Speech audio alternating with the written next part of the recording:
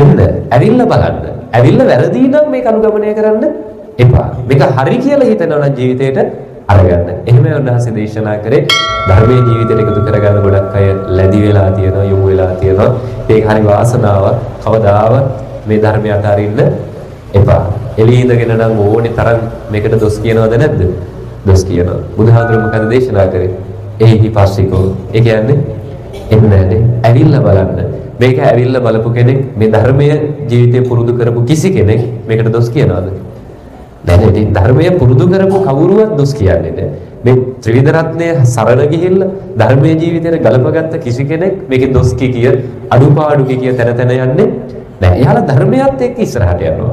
හැබැයි මේකේ අඩුපාඩු කිය එක එක්කෙනාට ඇගිල්ල දික් කර කර එක එක්කෙනාට චෝදනා කර කර ධර්මයට ගරහන පිරිසක් ඉන්නවා නම් ඉන්නේ ඒ ධර්මයේ ජීවිතයට ගලපගත්තේ නැති පිරිසක්නේ. ඒ නිසා හරි වටිනවා මේ බෞද්ධ දර්ශනය කියන්නේ හරි වටින දර්ශනයක්. ඒක කොච්චර වටිනවද කියනවා නම් හරි නිදහසේ යෝජනාව කරා ඒ හිපස්සිකෝනේ එන්න ඇවිල්ලා බලන්න.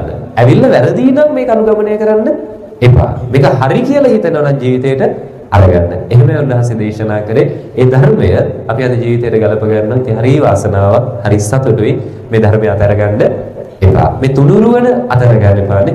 අපිට තියෙන්නේ සරල තුනක් තියෙනවා. මොකද්ද? බුද්ධ, ධම්ම, සංඝ. තුනුරුවන් සරණ යනවානේ. ඇයි සරණ යන්නේ? ආමුදුර ඇවිල්ලා දෙනවා. ඉතින් අපිත් ගන්නවා යනවා. ආමුදුර බුද්ධ සරණ ගච්ඡාමි කියන්න කියන නිසාද කියන්නේ? නෑ. එහෙනම් අයියා මේක කියන්නේ.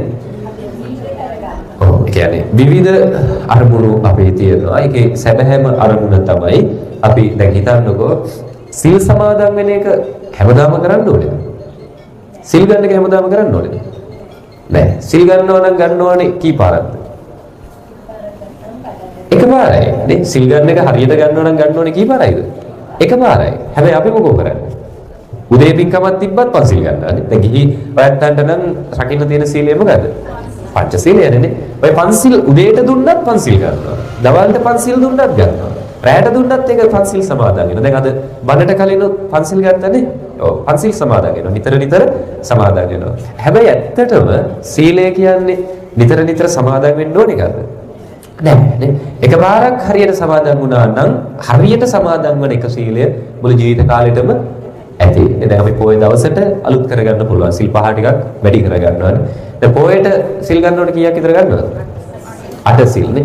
සිල් 8ක් ගන්නවා. මේ එතෙන්දි කරන්නේ ඔය පොයේට ඇවිල්ලා අපි කරන්නේ රහතන් වහන්සේ කෙනෙක්ව අනුගමනය කරන එක. ඒක ලේසියද අමාරුයිද? ඒක අමාරුයි නේ. ඒ නිසා හැමදාම අපිට 8 සිල් ගන්න බෑ. අපි ගන්නවා සාමාන්‍ය නිත්‍ය සීල විදිහට මොකද ගන්නෙ? පන්සිල්. පන්සිල් රකින්න බෞද්ධ වෙන්න ඕනේද? ඈ නෑ. පළවෙනි එක ප්‍රාණඝාතේ ඈත් වෙන්න. බෞද්ධ විතරද ප්‍රාණඝාතයෙන් වළකින්න ඕනේ? නෑ. හැමදෙනාම මේ පන්සිල් රකින්න එක ජීවිතේට පුරුදු කරන්න නේ. අද මේ බණ ටික අහන්න දැන් මේක පටිගත වෙනවා. මම හිතන්නේ ඉස්සරහට දැන් අද ධර්මශාලාවේ අහන පිරිසට වඩා පිරිසක් මේක එළිය අහන්න පුළුවන්. දැන් බෞද්ධත්වනේ කොහොමත් මම හිතන්නේ මේ ඉන්න බහුතරයක් බෞද්ධද නැද්ද? බෞද්ධද නේ. ඒතර ඔයත් පන්සිල් දන්නවා, පන්සිල් අහලා තියෙනවා. මේක එළියේ ඉන්නවා පන්සිල් ගැන සමහර විට අහලා නැති පිරිසක් නේ, බෞද්ධ නොවන පිරිසක්. ඒතකොට යාලට අපිට යෝජනාවක් කරන්න පුළුවන් පන්සිල් රකින්නේ බෞද්ධයෝ නෙවෙයි නේ. පන්සිල් රකින්න බෞද්ධ වෙන්න ඕන එකක් නෑ. ප්‍රාණඝාතයෙන් වළකින්න. ඒක මිනිස්සුන්ගේ හොඳ ලක්ෂණයක් නේ. හොරකම් කරන එකෙන් වළකින්න. ඒක මිනිස්සුන්ගේ හොඳ ලක්ෂණයක්. දැන් බෞද්ධයෝ විතරක් හොරකම් කරන්න හොඳ නෑ කියලා එකක් තියෙද? නෑ. කවුරුවත් හොරකම් කරන්න එපා නේ. කාමයේ වර්ධව ඇසිරෙන්න එපා. ඒ කියන්නේ අපිට තියෙන ඉන්ද්‍රිය පහක් මොනවද? ඇස, කන, නාසය, දිව, ශරීරය.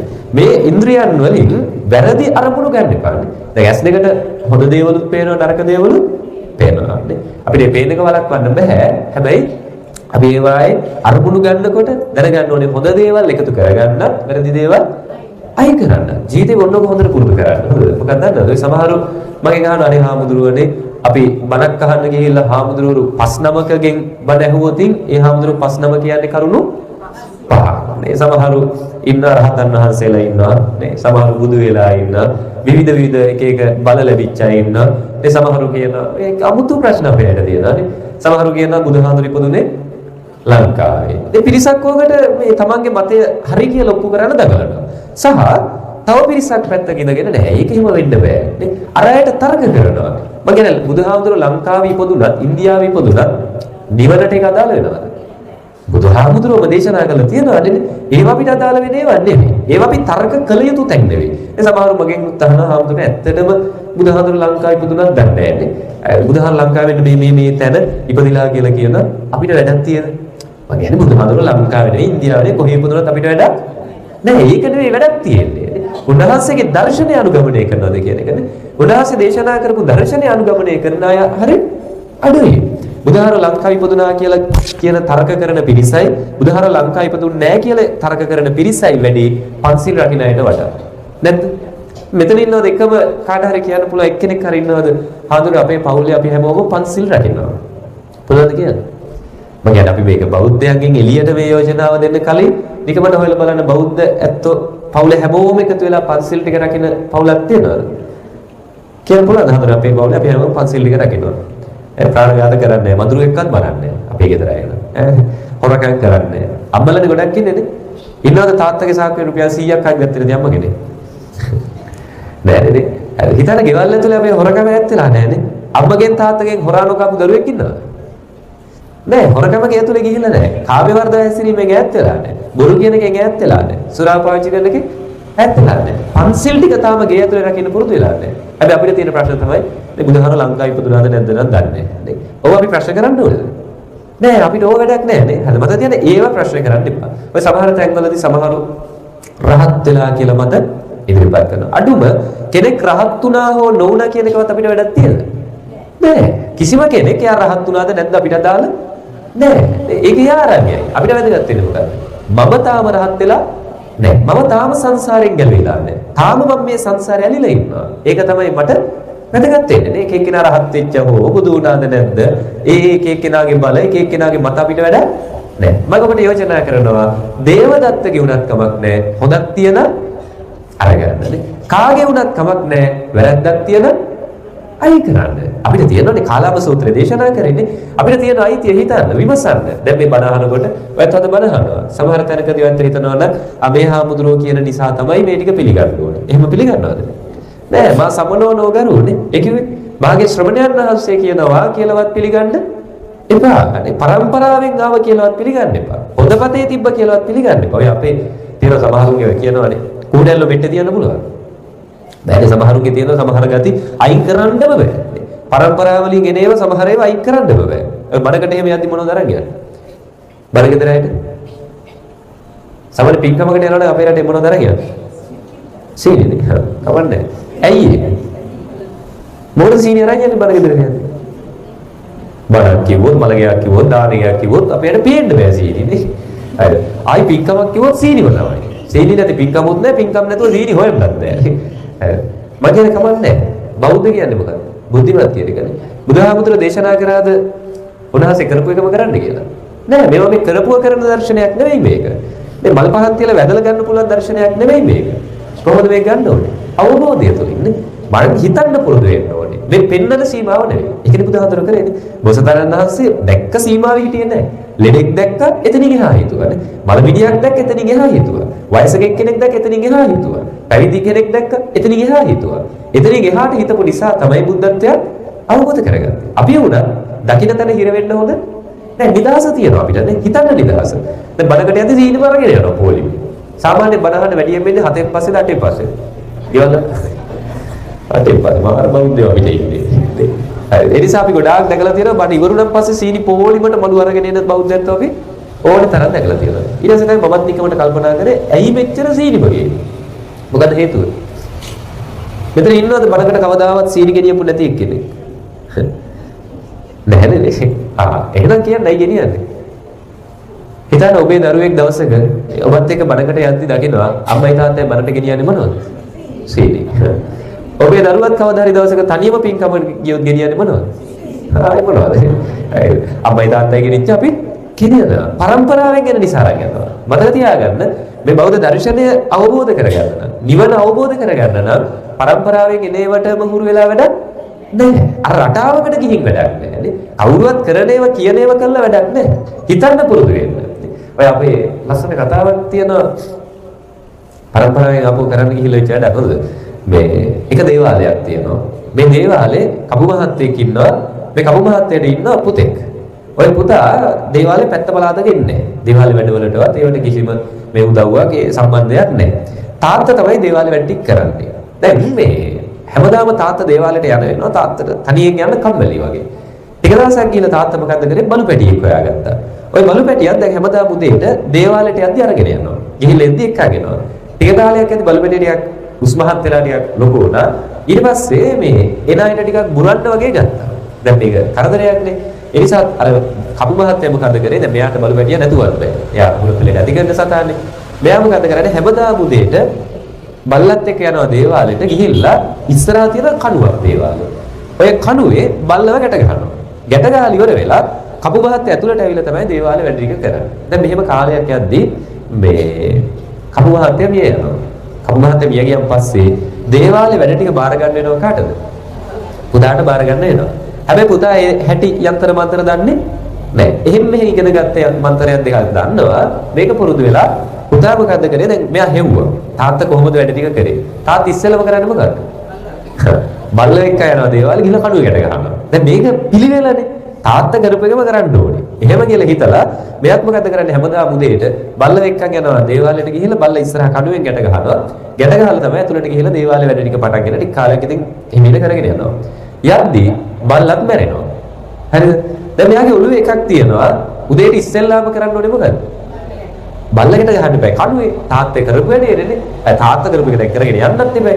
එහෙම කියලා හිතලා මෙයා දැන් කල්පනා කරා බල්ලෙක් ඉන්නත් ඕනේ. ගෙනාපු බල්ලත් මැරුණා. ඊට බල්ලත් නැති වුණා. මැරෙන ගාන්න බල්ලෝ ගේන්නත් බෑ. ගේන බල්ලොන්ට කන්න බොන්න දිදි හදාගන්න එකත් කරදරයක්. වෙන්න ඕනේ මොකද්ද? කණුව ළඟ බල්ලෙක් ඉන්න එක. හරිද? ඒ නිසා මෙයා මොකද්ද කරේ? අර බල්ලව සිහි වෙන්නත් එක්ක අර ඉස්සරහ කණුව ළඟින් හැදුවා බල්ලෙක්ගේ පිළිවෙල. හරිද? දැන් වල දේවල් ඉස්සරහ තියෙනවා බල්ලෙක්ගේ පිළිවෙල. ලංකාවේ මිනිස්සුන්ට දේවාල වල පන්සල් වල ආයිතින් පිළිම පේන්න බෑ. නේ? අපේ ලංකාවේ අයට පන්සලක දේවාලයක ඔය වගේ තැනක පිළිමයක් තිබ්බොත් ආයි බල්ලු බලලුද කියලා දාලා නැහැ. පේන්න බෑ දෙක තැන වදිනවා. හරිද? දැන් ඔන්න දේවාලයට එනවා කට්ටිය. දුර ඉඳන් එනවා. ඇවිල්ලා පූජාවට්ටි කරේ තියාගෙන ඇවිල්ලා දැන් ඔන්න දේවාලේ පොලිමේ ඉන්නකොට වෙන පැත්තක තව පිළිවෙලක් තියෙනවා. හරිද? ආපහු මොකද කරන්නේ? ගේන පූජාවට්ටියෙන් ටික ටික පුරුදුණා. අර මලක් දෙකක් එහෙම අරගෙන තියෙනවා. දැන් එක්කිනා දෙන්න මේක ටික ටික අර බල්ලගේ පිළිවෙටත් පූජා තියන්න ගත්තා. කාලයක් ගිහිල්ලා මොකද කරන්නේ? දේවාලයට එන අය පූජාවට්ටි දෙක ගානේ ගේනවා. හරිද? ගෙනල්ලා පළවෙනි පූජාවට්ටිය තියනවා අර බල්ලගේ පිළිවෙට. තියන ඉවරලා තමයි ඇතුළට ගිහිල්ලා පොලි විඳගෙන අර ඇතුළේ දෙවියන්ට පූජාව තියන්නේ. සාමාන්‍යයෙන් ඕනෙම දෙයක සාමාන්‍ය රටාව යද්දී ඒක සාමාන්‍යයි. හැබැයි විශේෂ මොකක් හරි තියෙන එකේ විශේෂතාවයක් පේනවා. දැන් දේවාලයක් කිව්වම සාමාන්‍ය දේවාල වගේ මේකත් සාමාන්‍ය දේවාලයක්. හැබැයි අර එළියේ තියෙන බල්ලගේ පිළිමේ නිසා දැන් මේක ටිකක් විශේෂයි. හරිද? මොකද පූජාවටි දෙයක් කියනවා. අර බල්ලට පිළිමේ තියෙනවා. අර කපු මහත්තයා හිතන තාත්ත නැහැනේ දැන් පුතාට ඉන්නේ.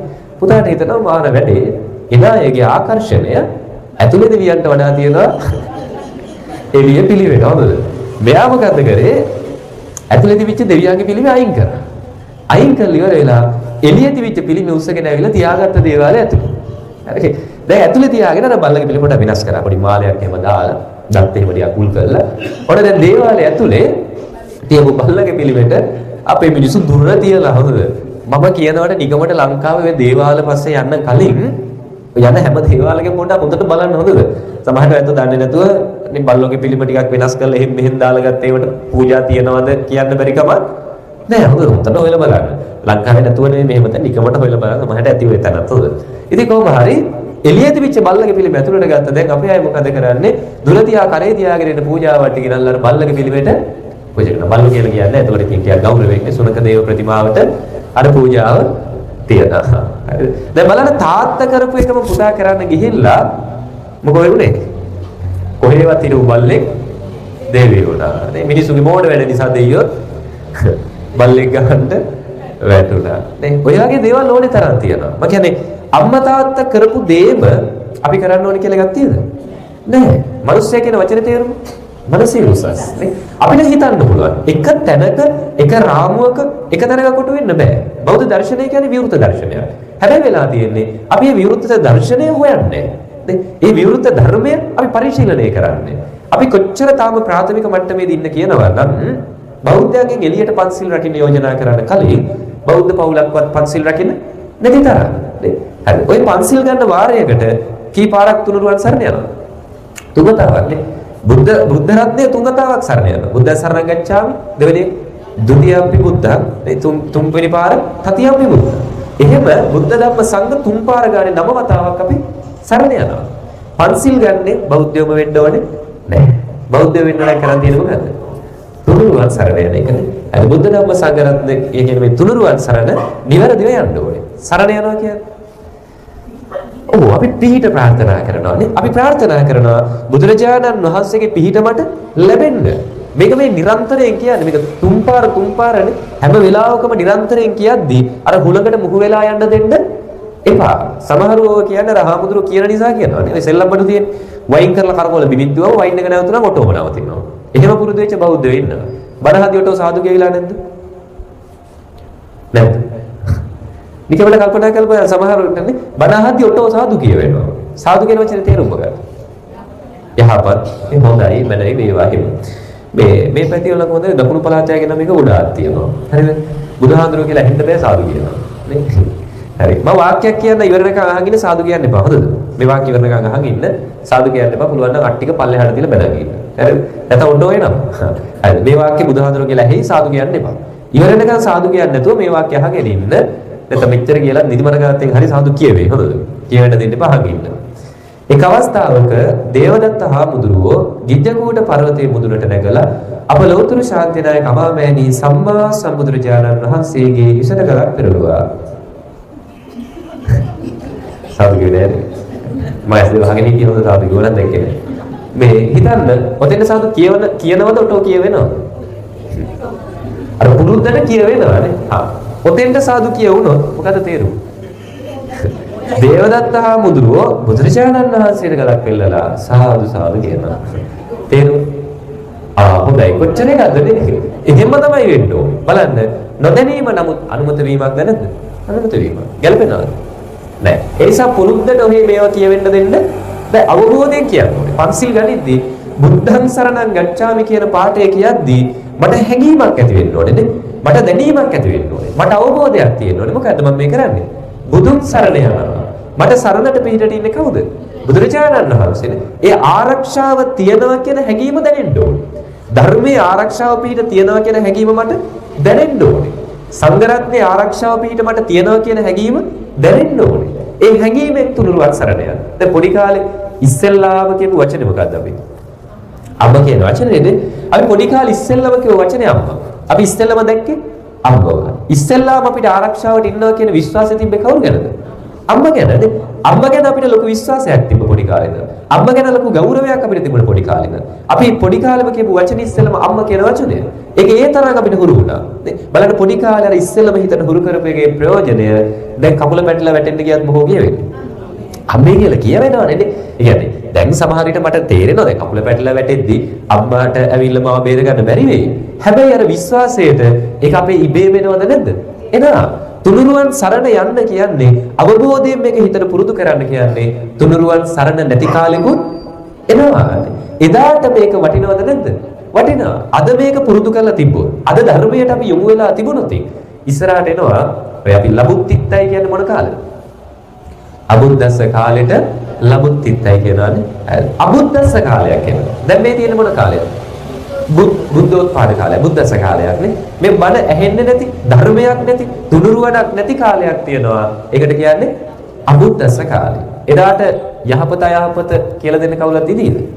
නෑ. මතක තියාගන්න අපි යහපත අයහපත දන්න නිසායි වැරද්ද කෙරෙහි අපිට පව කෙරෙහි බයක් ඇති වෙන්නේ. ඔක දන්න නිසා. දැන් හිතන්න මෙහෙම අදටත් ලෝකේ බණ ඇහෙන්නේ නැති, තුනුරුවණ නැති, ධර්මයේ නැති රටවල් තියෙද නැද්ද? තියෙනවා. අදටත් ලෝකේ මිනිස්සු කුරිරු විදිහට පවට යොමු වෙලාද නැද්ද? යොමු වෙලා. මේ සමහර රටවල් වල දැන් ලංකාවේ තමයි මස් මාළු ওই විදිහට ගන්න තියෙන්නේ නේ. විදේශ රටවල් ගැන දන්නේ නැතුව දන්නවා ගොඩාක් රටවල් වල මරලා දෙන්නේ නැහැ නේ. පණ පිටින් ඉන්න සතාව පණ ගැහෙද්දි තමයි ප්ලේට් එකට තියලා කන්න ගෙනත් දෙන්නේ. ගානක් නැතුව ඒ රටවල මිනිස්සු කනවද නැද්ද?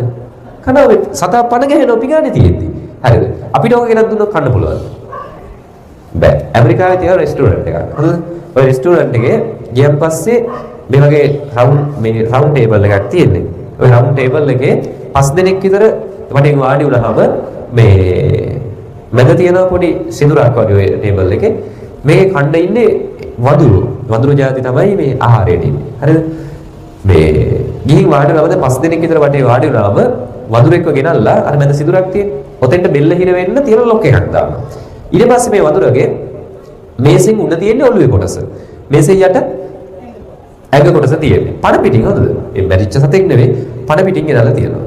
තියුවහම මේසෙ වටේ වාඩිලා ඉන්න 5 දිනාට අර සතාගේ මූණ පේනවා නේ. ඒ සතාගේ ඇස් දෙක පේනවා. ඒ සතාගේ පණ ගැහෙනවා පේනවා. ඒ සතා හුස්ම ගන්නවා පේනවා. අන්න පෙනෙද්දි 5 දිනාට පොඩි ප්ලේට් පහක් විතර ගෙනත් දීලා මේ 5 දිනාට දෙනවා පොඩි මිටි පහක්. අර ගහන මිටි තියෙන්නේ. ඒ වගේ පොඩි මිටි පහක් දෙනවා. දුන්නම මිටියෙන් මොකද කරන්නේ? අර සතාගේ ඔළුවට පහර දීලා ඔළුව පළල මොලේ ගැරුප්පුවෙන් හැදි වලින් අරගෙන තමයි ආහාරයට ගන්න තියෙන්නේ. හරිද? එහෙම තමයි ආහාරයට ගන්න. ඔයත්තන්ට පුළුවන් එහෙම කරන්න. බෑ නෙවෙයි. එහෙම ඇහෙද්දි ඇඟ කිලිපොලා යනවද නැද්ද? ෂනා ඇයි? අන්න පොඩි කාලේ ඉඳන් අපි මේ පාපේට ඇති වෙච්ච දිය. තේරෙනවද ඒක වටිනකම? අපිත් ඔය රටක ඉපදුනා නම් අපිත් පොඩි කාලේ ඉඳන් ඔය දෙයට හුරු වුණා නම් අපිට ඔක අමුතුවක් නෑ. තේරෙනවද ධර්මයේ වටිනකම නේ? තුනුරුවන් ගිය භවයක හරි හොඳට සරණ ගිහිල්ලා අද ඒ වගේ රටක ඉපදිච්ච කෙනෙක් ඉන්නවා නම් එයාට අර සංසාරේ ඇති කරගත්ත හුරුව නිසා ඕක එපා වෙනවද නැද්ද? එපා වෙනවා. දැන් හිතන්න ඉන්නවද මధుරෙක්වත් මරන්නේ නැති කවුරු හරි? ප්‍රාණඝාතය කරන්නේ නැති මම හිතන්නේ ගොඩක් අපේ ඉන්නවා බෞද්ධයන්තෝනේ. හිතන්න එයාලා ප්‍රාණඝාතයෙන් උපරිම ඈත් වෙලා ඉන්නේ. දිවි හිමියෙන්ම එයාලා ප්‍රාණඝාතයෙන් ඈත් වෙලා ඉන්නේ. මොන දේ වුණත් ප්‍රාණඝාත කරන්නේ නැහැ. හිතන්න අර වගේ තැනක උපදිනවා කියලා. දැන් ගිය භවයේ හුරුව මොකද්ද? ප්‍රාණඝාත කරන්නේ නැහැ. කොහොමවත්ම සතු මරන්නේ. ඒක හිතට පුරුදු කරලා තියදී ආයි උපදිනකොට අර තැනදී අර හුරුව තියෙනවද නැද්ද? අර සාංශාරික හුරුව තියෙනවා. ඒතර අබුද්දස්ස කාලේදී මේ ධර්මය හරි වටිනවා. තේරෙනවද? ඒ නිසා දැන් ඉඳගෙන අපි ධර්මයට හුරු වෙන්න ඕනේද නැද්ද? හුරු වෙන්න ඕනේ. මේ මතක තියාගන්න පන්සල් ඇවිල්ලා බෝධි පූජා තියපු පමණින් බෞද්ධ වෙන්න පුළුවන්. මේ බුදුදහමේ තියෙන අවසාන අරමුණ මොකක්ද? දැන් අපේ අවසාන හරියට මොකක්ද අරමුණ? නිවන් දකින්න එක නේ. බුදුන් වැඳලා නිවන් දකින්න පුළුවන්ද? බුදුන් වැඳලා බුද්ධ පූජා තියලා නිවන් දකින්න පුළුවන්ද? බෑ. මොකද කරන්න තියෙන්නේ? සුණාත ධාරේත චරන්තනේ. මේ ධර්මය අහන්න. ධර්මය ධාරණය කරගන්න වැදගත් මේක ධර්මයේ හැසිරෙන්න. බෝධි පූජා තියලා මේ කොච්චර වැඳ මගෙන වදින්න. ගරු කරන්න වදින්නනේ. දැන් බුදුහාරවට අද ඇවිල්ලා මමත් අර මල් වට්ටිය තියලා දන ගහලා වැඳා. ඒ වදින වෙලාවට වදින්නේ හරි ශ්‍රද්ධාවකින්. මුකුත් ඉල්ලන්නද? නෑ. කවදාවත් පන්සලේ බෝධියට ඇවිල්ලා බෝධි පූජාවක් තියලා තියෙද මුකුත් ඉල්ලන්නේ නැතුව.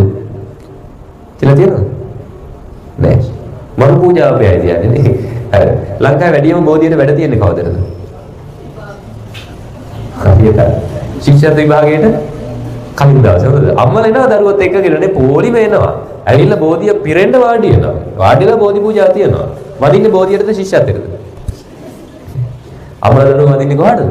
ශිෂ්‍යත්වයට නේ. ශිෂ්‍යත්වය නොතිබුණා නම් බෝධිය පැත්ත බලා දෙයිද? නෑ. අපේ අයට බෝධියක් මතක් වෙන්නේ, බුදුහාමුදුරුවෝ මතක් වෙන්නේ, පන්සලට ඇවිල්ලා බුද්ධ පූජා තියන මතක් වෙන්නේ එක්ක විභාගයක් ළඟ වෙන්න ඕනේ නේ. එක්ක ලෙඩක් දුක හැදෙන්න ඕනේ. එක්ක මේ ලෝකේ නැති ග්‍රහපලයක් එන්න ඕනේ. මාර මත අපේ අයට තියෙන්නේ.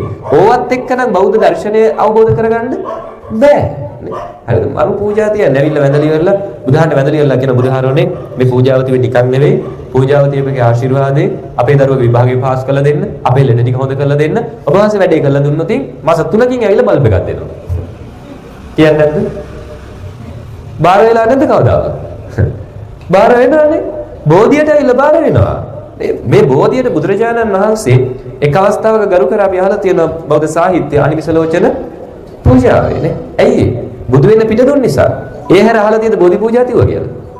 වැඩිම බෝධි පූජා තියේ බුදුහාමරද අපිද? අපි. හැබැයි බෝධියෙන් වැඩි ප්‍රයෝජනය ගත්තේ බුදුහාමර. මම කියන්නේ බෝධි පූජා තියන්න එපා නෙවෙයි. බුදුන් වදින්න එපා නෙවෙයි. ඒ වදින එක හරියට කරන්න. හිතන්න බුදුහාමර ජීවමානව හිටියනම් විලියජ නැද්ද හොම පූජා තියන්නේ? ඈ බුදුහාර ජීවමාන විද්දි බුදුරජාණන් වහන්සේට ගිලම්පස ටික හදලා ගිහිල්ලා පූජා කරලා ඉස්සරහින් වාඩිලා ලිස්ට් එකක් දෙන්න පුළුවන්ද? විලිලැජ්ජ නැතුව බුදුහාමුදුර ඉස්සරහදී අපිට පුළුවන් ලිස්ට් එකක් දෙන්න. බුදුහාමුදුරන් නිකන් නෙවෙයි මේ ගිලම්පස ටික ඔබ වහන්සේට දෙන්නේ. දැන් මේ ගිලම්පස ටික දීපු එකේ ආශිර්වාදයෙන් මගේ දරුවෝ විභාගේ පාස් වෙන්න ඕනේ. අපි කරන රස්සා හරියන්න ඕනේ. අනේ හාමුදුරනේ මේ මිනිස්සෙක් එක්කනම් ගෙදර ඉන්න බෑ ප්‍රශ්න විතරයි. බුදුහාර ගිලම්පස ටික වළඳලා ඒකේ ආශිර්වාදයෙන් ගෙදර ප්‍රශ්න ටිකක් විසඳලා දෙන්න. දැන් අපි ලෙඩ වෙනවා. බුදුහාම ලෙඩ වෙන එක නවත්තලා දෙන්න. අර මේ ලෝකේ නැති ග්‍රහපල අපිට තියෙනවා. පුළුවන් නම් ඒවයින් කළ දෙන්න. පුළුවන්ද විලජ්ජ නැතුව කියන්නේ? බෑ. ජීවමාන බුදුරජාණන් වහන්සේට පූජාව තියනවා හා සමානව තියන්න. ග්‍රහපල විශ්වාස කරනවා. පිළිගන්නවද? අපේ සමහර වෙන්නවා. මම නම් පුද්ගලිකව විශ්වාස කරන්නේ නැහැ. හේතුව බුදුරජාණන් වහන්සේ අපිට දේශනා කරේ මොකද්ද? කර්මය. කර්මය කියන්නේ මොකද්ද? ඔව්. මම කරන හොඳ මට එනවා.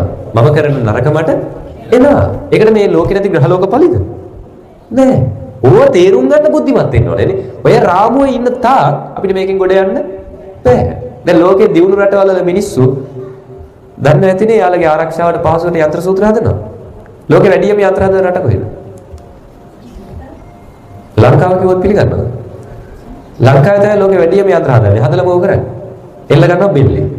නේ? එල්ල ගන්න එකවත්. මම හිතන්නේ අපේ රටේ අය තරම් යන්ත්‍ර හදන්නේ නැතුව ඇති ලෝකෙ කොහෙවත් නේ.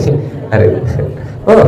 දැන් ඔය යන්ත්‍ර මේ අනිත් රටවල් වල නම් හදන්නේ මොකටද? එයාලගේ ආරක්ෂාවට.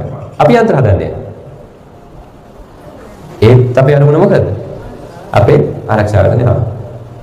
යන්ත්‍ර දාපු අය ඇතිනේ මොන තරම්නේ. ඇත්තටම යන්ත්‍රය දැම්මම වෙන්නේ යන්ත්‍රේ මම පරිස්සම් කරනවද මම යන්ත්‍රේ පරිස්සම් කරනවද? මම නෙවෙයි යන්ත්‍රේ පරිස්සම් කරන්නේ. යන්ත්‍ර දැම්මම මලගෙවල් වල යන්න පුළුවන්ද? බෑ. ඇයි? කිරියා වෙනවා. මටද යන්ත්‍රේට? යන්ත්‍රේට. යන්ත්‍රේ පරිස්සම් කරන්න ඕනේ නිසා ළඟම ඥාතියෙක් මරුණත් මලගෙදර ගයන්නේ නෑ. යන්ත්‍ර දැම්මම මස් මාළු ගන්න පුළුවන්ද? බෑ. ඇයි? කිරියා වෙනවා. මටද යන්ත්‍රේට? යන්ත්‍රේට. ඔන්න ඔතනින් බලා ගන්න පුළුවන් ඇත්තටම වෙන්නේ මමද පරිස්සම් වෙන්නේ යන්ත්‍රයේද පරිස්සම් කරන්නේ කියන හොඳද? ඔය යන්ත්‍ර දාපු අය මස් මාළු කන්නේ නැහැ. පළවෙනි දවස් දෙකේ ඉන්නව උපරිම ඉවසගෙන ඉන්නවා. දවසයි දෙක. ඉන්නම බෑ දැන්. ගෙදර හැමෝම මස් මාළු කනවා. හරිද? දැන් ඉන්නම බැරි වුණාම මොකෝ කරන්නේ? මාර වැඩ අපි අය කරන්නේ. යනවා බුදුන් අදින තැනට. ගිහිල්ලා හිමිහිට අර යන්ත්‍රේ පන්නලා අරගෙන තියනා බුදුහාඳුරගේ පිළිමේ පැත්තේ. මේ බුදුහාඳුර ජීවිතේට යන්ත්‍ර ගැන දේශනා කළත් නැහැ. උන්වහන්සේ එහා පැත්තෙන් හිමිහිට තියලා වැඳලා මොකෝ කියන්නේ? බුදුහාඳුරනේ මස් ඩිංගක් කාලෙන් නම් එතකම් පරිස්සම් කරනවා. නේ බුදුහාමුදුරන්ට යන්ත්‍රය අපේට දීලා යනවා. මස් ටිකක් කාලෙන් නම් එතකම් ඔබ වහන්සේ මේක පරිස්සම් කරගෙන.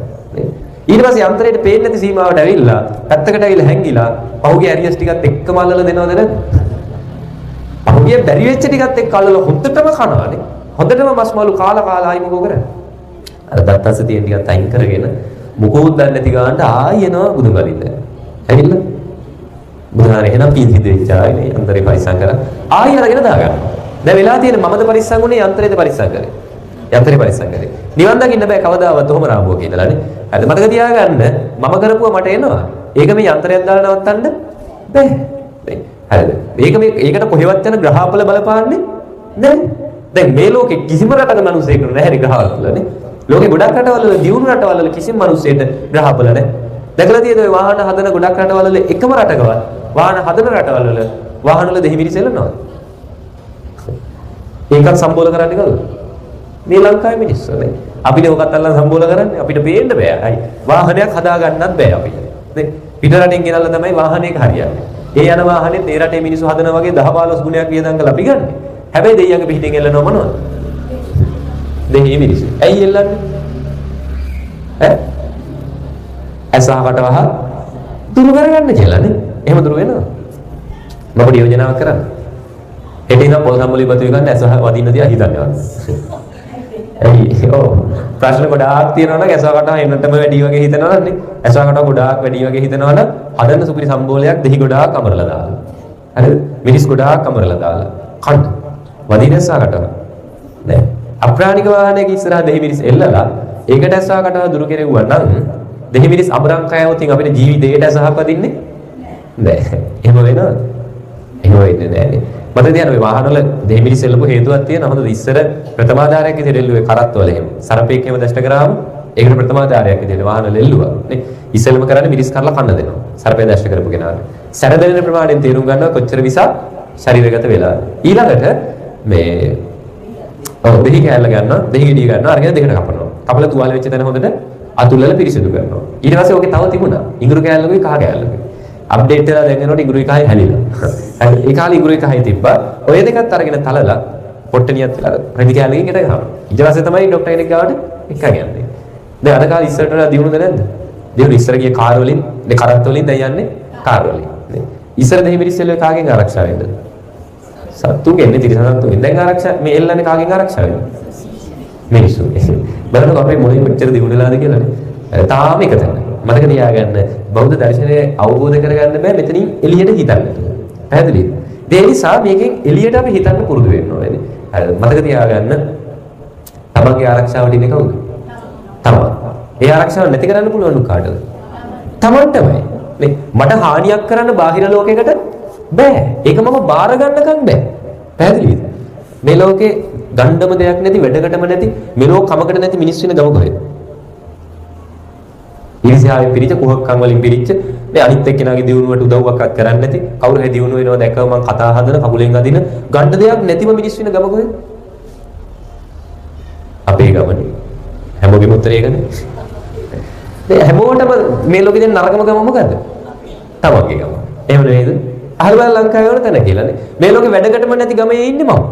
හරිද? මේ ලෝකෙ වැඩකටම නැති කිසිම ගුණයක් නැති ඥාති පිරිස ඉන්නේ කාටද? මට. ඒකනේ අපේ උත්තරෙන්නේ. මේ ලෝකේ ප්‍රශ්න වැඩියෙන්ම තියෙන පවුල ඉන්නේ කවුද? මම. මේ ලෝකෙ වැඩ කරන නැති අසල්වැසින් ඉන්නේ කාටද? මට. තේරුම් ගන්න එහෙනම් ප්‍රශ්න තියෙන එළියද ඇතුළේද? තමන් තුලනේ. හරි. තමන්ගේව බාර ගන්න විදිය. ඒ නිසා මතක තියාගන්න මේකේ ගැළවීම තියෙන්නේ කොහෙද? තමන් තුල. මේකේ අල්ලා ගැනීම තියෙන්නේ කොහෙද? තමන් තුල. එළියේ අපිට බාහිර බලපෑම් කරන්න මේකේ පොඩි පොඩි දේවල් ටිකක් කරන්න පුළුවන්. ඒවා ඒ සිද්ධ වෙන්නේ තමන්ගේව බාර ගන්න විදිහත් එක්ක. ඒ නිසා මතක තියාගන්න මේ ග්‍රහාපල වලට කරන්න පුළුවන් කියලා එකක් නැහැ. ලෝකෙ දියුණු රටවල් වල මිනිස්සු හොයනවා ඇත්තටම ඒ ග්‍රහලෝක මොන මම කියන්නේ ඇමරිකාව වගේ රටවල් වලින් ග්‍රහලෝක හොයාගත්තේ නැත්නම් ඇත්තටම අපිට අපල නැති වෙනවානේ. හරිද? ඒ රටවල් වල මිනිස්සු ග්‍රහලෝක හොයාගත්තේ නැත්නම් තියෙයිද අපිට අපල? නෑ. ඒ මිනිස්සු හොයාගත්ත ග්‍රහලෝක ගානට දැනට අපිට අපල තියෙනවා. හරිද? හිතන්න ඔය මිනිස්සු තව එක ග්‍රහලෝකයක් වැඩියෙන් හොයාගත්තොත් මොකෝ වෙන්නේ? නවග්‍රහ සාන්තිය වෙනස් කරන්න වෙනවා. නේ? ඔය පසුගානේ නැති වෙච්ච. හරිද? ඕවා අපිට වෙනස් කරන්න වෙනවා. එහෙම එකක් නෑ. ග්‍රහපල වලින් අපිට හානියක් වෙන්නේ නෑ. දැන් ඔය සමහර තැන්වල අපේ අය පිළිගන්නවා පන්සලේ හාමුදුරුවෝ වැඩියෙන් පිළිගන්නේ කේන්දරේ බලන කෙනා. කේන්දරේ බලන කෙනා තමයි බෞද්ධත්ව ගොඩක් පිළිගන්නේ. හිතන්න මෙහෙම. ඔයාලා කවුරු හරි කියනවා මේ ඔයාලගේ ග්‍රහපල තියෙනවා මාරකපලයක් තියෙනවා බේරෙන්න ඕන නම් උපසම්පදා හාමුදුරුවෝ 5 නමක් වැඩම කළ දානයක් දෙන්න. දැන් මේක අහලා අපි මොකෝ කරන්නේ? නියමයි. එහෙනම් උපසම්පදා හාමුදුරුවෝ 5 නමක් වැඩම නම් මාරකපලෙන් බේරෙන්න දානයක් දෙනවා. පන්සලට ඇවිල්ලා කියද්දි හාමුදුරුවන්ට ආරාධනා කරාම හාමුදුරුවෝ කියනවා එහෙම මේ උපසම්පදා හාමුදුරුවෝම 5 නමක් ගන්න බෑ. උපසම්පදා හාමුදුරුවෝ 3 නමක් එක්ක සාමාන්‍ය හාමුදුරුවෝ දෙනමක් සම්බන්ධ කරලා දෙන්න පුළුවන්. කැමති වෙනවද? නෑ. පන්සල මාරු කරන්නේ නැද්ද? අනිවාර්යෙන් මාරු කරනවානේ. හාමුදුරුවනේ හරි එහෙනම් කමන්නේ අපි වෙන පන්සලකින් හරි දානි කරගන්න. විශ්වාස කරන්නේ පන්සලේ හාමුදුරුවෝ කේන්දරේ බලමු කියලා. මාළු බෞද්ධයෝ. නේ? මාර බෞද්ධයෝ අපි කියන්නේ. මතක තියාගන්න ග්‍රහපල කියලා එකක් එහෙම නෑ. ඊවයින් අපිට කරදර කරන්න බෑ. ඒක වෙනස් කරගන්න අපිට පුළුවන්. නේ? එතෙන්දි වෙන්නේ මෙන්න මෙහෙම එකක්. බුදුහාර දේශනා කරේ මොකද්ද? කර්මය. නේ? කර්මය. මම කරපු හොඳ මට එනවා නරක මට එනවා. දැන් මම ගිය භවයේ සත්තුන්ට කරදර කළා තියනවා. නේ? තිරිසන් සත්තු ඝාතනය කරලා, මේ සත්තුන්ට පහර දීලා කරදර කළා තියනවා. මට මේ භවයේ ලෙඩ රෝග හැදෙනවද නැද්ද? හැදෙනවා. අඩු වයසෙන් මැරෙනවද නැද්ද? මැරෙනවා. මැරෙන්න වෙන්නේ දැන් මාරාන්තික සිදුවීම් වෙන්න බැරි කමක් නෑ. ඕවයින් ගැලවෙන්න දැන් අපේ තියෙන දේවල් දෙකක් එකක් පින අනිත් එක පව. මේව දෙපැත්තේ තියෙනවා. හරිද? මේක වෙලාවකදී වැඩි ප්‍රබල එක ඉස්සරහට යනවානේ. දැන් හිතන්න දැන් මම ගෙදර ඉන්න කාලේ මට ලැබිච්ච දේවල් සහ මම මේ සිවුර දාගත්තන් පස්සේ මට ලැබිච්ච දේවල් වෙනස්. ප්‍රතිරූප දේශ වාසෝචනේ. ගෙදර ඉන්න කාලේ මේක ලැබෙන්න අවස්ථාව අඩුයි. හැබැයි පන්සලට ආවම අවස්ථාව වැඩි. එතෙන්දී පින පළ දෙන්න අවස්ථාව වැඩි. මට තියෙන අපි හැමෝගෙම දෙකක් තියෙන එකක් පින අනිත් එක කරපු පව. පින ඉහළින් තියෙන කාලේ පින පළ දෙන්න. පින ඉවරුනම මොකෝ වෙන්නේ? පවුඩට එන්න ගන්නවා. පවුඩට ආවම මොකෝ වෙන්නේ? අන්න ලෙඩ වෙනවා, ඉක්මනට ලෙඩ රෝග හැදෙනවා, කරදර වෙනවා, පවුඩට ඇවිල්ලා තියෙනවා. දැන් මේ පව යටපත් කරන්න අපිට පුළුවන්. මොකක් කළද? පින උඩට ගන්න ඕනේ නේ. ඒක තමයි කේන්දරේ බලලා කියන්නේ කේන්දරේ බලන අය පූජාවක් තියන. ලේසි පූජා තියන්න කියනවා. අර කේන්දරේ බලන අය තියනවාද ලේසි පූජා අනේ ගෙදර තියෙන මල් ගහෙන් මල් ටිකක් අල්ල පන්සලට ගිහලා පූජා කරන්න. එහෙම කියනවද? නෑ මොන වගේ පූජාද දෙන්නේ? යමහානුව පූජා දෙන්නේ නේ. කතරගම ඉන්න මිනිස්සෙට කිරිවෙහෙරට පූජා තියන්න දෙන්නේ නෑ. අනුරාධපුරයේ මිනිස්සෙට ජයශ්‍රී මහ බෝධියට පූජා තියන්න දෙනවා අඩුයි. නේ. දෙන්නේ කොළඹ පැත්තේ මිනිස්සුන්ට අහුනොත් දෙනවා කිරිවෙහෙර අනුරාධපුරේ. නේ. ඒ දෙනකොටත් දෙන්නේ අමාරුම දේවල්. කියනවානේ විවිධ පාට වලින් මල් හොයන්න, මේ පාටින් මෙහෙම මල් හොයන්න, මේ පාටින් මෙහෙම මේ පහනට තෙල් මේ විදිහට ගන්න. ඒ පූජාව අමාරුයිද නැද්ද? අමාරුයි. අටපිරිකරක් අරගෙන ගිහිල්ලා පූජා කරන්න කියනවා කිරිවෙහෙරට. කොළඹ ඉඳගෙන. අමාරුද නැද්ද? අමාරුයි. ඒ අමාරු කරන්නේ ඇයි? එතකොට හිතේ වෙනුවෙන් ගොඩක් යොමු වෙනවනේ. ඒ කියන්නේ ගෙදර මල් ගහේ මල් ටික කඩලා ගෙදර බුදුන් අදිනවට වැඩිය පන්සලට අරන් එද්දි තව පින්සිතුවිලි වැඩියෙන් එනවද නැද්ද? එනවා. ඕක කිරිවෙහෙරට අරන් යද්දි තවත් ඔකට මහන්සි වෙනවා. ඔබටම තේරෙනවනේ ශ්‍රද්ධාව, ගෙදර බුදුන් අදිනවට තිබිච්ච ශ්‍රද්ධාවයි ජයශ්‍රී මහ බෝධියට ගිහිල්ලා වදිනකොට තියෙන ශ්‍රද්ධාවයි වෙනස්ද නැද්ද? වෙනස්. ඒතකොට ඒ අය කරන්නේ කේන්දරේ බලලා අමාරු පූජාවක් දුන්නම අපිත් හරි අමාරු යෝග කරාම පිනක් ලැබෙනවා. ඒ කුසලයක් ලැබෙනවා. හිත සතුටු වෙනවා. ඒ සතුට ඉහළ ගියාම පවමකෝ වෙන්නේ. යටපත් වෙනවා. ඒකයි වෙන්නේ. නැතුව මේ ග්‍රහවල දුර්වීමක් එහෙම එකක් නෙවෙයි. කර්මයයි අපි යටපත් කරන්නේ. හැබැයි මතක තියාගන්න පව වහන්න පුළුවන්ද? බෑ, රහත් වෙන්න ඕනේ නේ. ඒතකොට තමයි අහෝසි වෙලා යන්නේ. අහෝසි වෙලා යන්න නම් රහත් වෙන්න ඕනේ. නැත්තම් පළ දෙනවා. තේරෙනවද මේ කියන්නේ? ඒතර බුදුදහම කියන්නේ ඔන්න ඔය වගේ එකක්. උන්වහන්සේ දේශනා කරේ තමන් විසින් තමන් මේක අවබෝධ කරගන්න. ලේසිද අමාරුයි? නිවන් දකින්න එක ලේසිද අමාරුයි? අමාරුයි. අමාරු තේරුම් ගන්න. හරිද? අමාරු තේරුම් ගන්න නේ අමාරු කරගෙන යන්න. මේකේ මුල අල්ල ගන්න එක අමාරු නෑ. නිවන් දකින්න සූදානම්ද? හා මේ බුදු වෙන්න පුළුවන්. මෙතන ඉන්නද කාට හරි බුදු වෙන්න පුළුවන් කෙනෙක්? ඒ ඉස්සරහට හරි අරමුණක් ජීවිතේ මීට කලින් කොහේ හරි අරමුණක් තිබ්බ කෙනෙක් ඉන්නවද? හඳුනන්නේ මම නම් බුදු වෙන්න ප්‍රාර්ථනා කරපු කෙනෙක්. ඉන්නවද මෙතන? දැන් සෝවාන් සකෘදාගාමි අනාගාමි අරහත් ඒ වගේ ටිකක් තියෙනවනේ. ඒකේ ප්‍රාර්ථනා කරපුව මොනවද? බුදු වෙන්න. ඒක ටිකක් අමාරුනේ. හරි. පසේ බුදු. ඒක ටිකක් අමාරුයි. රහත්. අපි කීප දෙනෙක් ඉන්නවානේ. සෝවාන් අඩුම එක අපි සෝවාන් වෙන්න ප්‍රාර්ථනා කළා තියෙනවා. බෞද්ධයෙක් ඉන්නවානේ. සෝවාන් වෙන්න ප්‍රාර්ථනා කරා රහත් වෙන්න ප්‍රාර්ථනා කරේ නෑ. බුදු පසේ බුදු මහරහත්. අහන්න තියෙනවනේ. ඔය තැන් තුනටපත් වෙන තු නිවන් දකින්න පුළුවන්. බෑ. ඒ නිසා මතක තියාගන්න සෝවාන් වෙන එක අරමුණක් තිබ්බට අපේ ප්‍රධාන අරමුණක් වෙන්න ඕනේ මොකද්ද? එක බුදු වෙන්න, එක පසේ බුදු වෙන්න, එක රහත් වෙන්න. අද ඉඳන් පින්කම් කරන්න, මේ කුසල කර්ම කරන්න. ප්‍රාර්ථනා කරන්න ඔය තැන් තුනෙන් එකකට එන්න. අද බණ ඉවර වෙලා ප්‍රාර්ථනා කරන්න. මේ පින්කම සංසාරේ හැකි ඉක්මනට රහත් වෙනවා නම් පාරමිතා පුරන්න ඕනේ. පසේ බුදු වෙනවා නම් පුරන්න ඕනේ. බුදු වෙනවා නම් පුරන්න ඕනේ. ඒකේ කාලය වෙනස් නේ. හරිද? බුදු වෙනවා නම් ගොඩාක් කල් පාරමිතා පුරන්න ඕනේ. පසේ බුදු නම් ටිකක් අඩුයි, රහත් නම් අඩුයි නේ. හරිද? ඉක්මනට සංසාරයෙන් එතර වෙන්න අදුම රහත් ඵලයවත් ප්‍රාර්ථනා කරන්න නේ. එද රහත් වෙන්නවත් ප්‍රාර්ථනා කරන්න. ඒ අරමුණවත් අපිට මේ භවයේ තියෙන්න ඕනේද නැද්ද? තියෙනවනේ. මේ පින්කම් අවසානයේවා ප්‍රාර්ථනා කරන්න. පැහැදිලිද? හරි. ඔය නිවන් දකින්න එක ලේසිද අමාරුද? අමාරුයි. අපි හිතනවානේ එහෙම. හා මේ බුදුහාමුදුර දේශනා කරා ඉස්සෙල්ලා නිවන් දකින්න නම් මම සරලව ලේසියට කියලා දෙන්න. නිවන් දකින්න ක්‍රමය. එච්චර අමාරු නෑ හොඳ. මේ නිවන් දකින්න නෙවෙයි ඕනෙම දෙයක් කරන්න අපිට අවශ්‍යතාවයක් තියෙන්න ඕනේ. දැන් අවශ්‍යතාවයක් නැත්නම් නිවන් දකින්න ඕනේද? මේක හරි විනෝදයි නම් නටලා ගාලා ඉන්න පුළුවන් නම් නිවන් දකින්න ඕනේද? නෑ. ඒක නෙවෙයි තරුණයන්ගෙන් අහපු ගමන් කියන්නේ අප්පෝ ආන්දරනේ දැම්ම නිවන් දකින්න බෑ. දැම්ම නිවන් දැක්කොත් කොහෙද මේ විනෝදි ගන්න වෙන්නේ නේ? දැම්ම නිවන් දැකලා කොහොමද මෙහෙම සතුටු වෙන්නේ? එහෙම කියනවානේ. ඔව්. ඇයි ඒ නිවන ගැන අවබෝධයක් නැහැ. නිවන කියන අවශ්‍යතාවය නැහැ. දැන් අපිට නිවන කියන අවශ්‍යතාවය ඇති වෙන්න නම් මේකෙන් ගැලවෙන්න ඕනේ කියන හැඟීම එනෝනේ. ඇයි ගැලවෙන්න ඕනේ අපි? අන්න හරි මොකෙන්ද? දුකෙන් නිදහස් වෙන්න ඕනේ. මේක දුකයි කියලා අපි තේරුම් ගන්න ඕනේද නැද්ද? තේරුම් ගන්න ඕනේ නේ. හරි දැන් බලන්න කොච්චර දේවල් තියෙද දුක් විඳින්න. දැන් මනුස්ස ලෝකේ කියන්නේ හොඳ භවයක්ද නැද්ද? හොඳ භවයක්. ආයි කැමතිද ලංකාවේ මිනිස්සෙක් කියලා උපදින්න? කැමති. හැබැයි මේ ලංකාවේ මිනිස්සෙක් කියලා ඉපදුනොත් හිතන්න ඔන්න මැරෙනවා. මැරිලා ආයි ලංකාවේ උපදිනවා. මොකෝ වෙන්නේ කරන්නේ? පොඩි කාලේ ඉඳන් ඔන්න අම්මලගේ තාත්තලගේ යටද හැදිලා අවුරුදු 3න් මොකද කරන්නේ අකුරු කියවනවා. බත් කවන්නේ අවුරුදු කියනවා. ඔන්න ඔය කියන නැකතට කන්න බොන්න වෙනවානේ. අදෝට ලංකාවේ ආයි ඉපදුනෝදී කන්න දෙන වෙලාව කෙනා මේ නැකතට කන්න දුන්නම එදා ඉඳන් ආයි බත් ගුලි පිටින් ගිලින්න වෙනවා. හරිද? ඊට පස්සේ අවුරුදු 3ේදී නේ අකුරු කියවන්නේ. අවුරුදු 3ේදී දරුවගේ ජීවිත විනාශ කරලා දාන මාරාන්තික අපල ලැබනවානේ. අවුරුදු 3ේදී අකුරු කියවනවා. එදා ඉඳන් කිසිම නිදහසක් නැහැ. පැන්සල් අතේමයි අයන්න ලියන්න ඕනෙමයි. නේ? අකුරු ටික ලියන්න ඕනේ. අවුරුදු 3ක් පෙර පාසල් යන්න ඕනේ. අවුරුදු 2ක් පෙර පාසල් යනවා. අවුරුදු 5ක් ඉස්කෝලේට යනවා. අවුරුදු 10ක් ලංකාවේ හැමෝටම වගේ ලබන දරුවන්ගේ පොදු මාරාන්තික භයානකම අපල ලැබනවා. ගැලවෙන්නම බෑ. ඒකනේ අම්මලගේ නම්බු බේරන්න අම්මලව කොට දාන්න දරුවෝ ඒ මාරාන්තික අපලෙට බිලි වෙනවා. කිසිම වැඩකට නැති වර්තමානයේ කිසිම අවශ්‍යතාවයක් නැති අපලයක් තියෙනවා මොකද්ද? ශිෂ්‍යත්වය. ශිෂ්‍යත්වය අපලයක්ද නැද්ද දරුවන්ට? අරණ අපල. හරි. ශිෂ්‍යත්වය කියන එක මේ කාලේට අවශ්‍යයිද? ශිෂ්‍යත්වයේ හඳුනනද? නැත්නම් මේ අම්මලනේ ගොඩාක් මේවා අගය කරන්නේ නැත්නම් මෙතන අම්මල මට බණින්න දන්නේ හඳුරු ශිෂ්‍යත්වයට පැනලා යන්නේ ඇයි? ඒක කොච්චර වටිනවද? දැන් ශිෂ්‍යත්ව විභාගය ඉස්සර හඳුන්වලා දුන්නේ මොකක් නිසාද?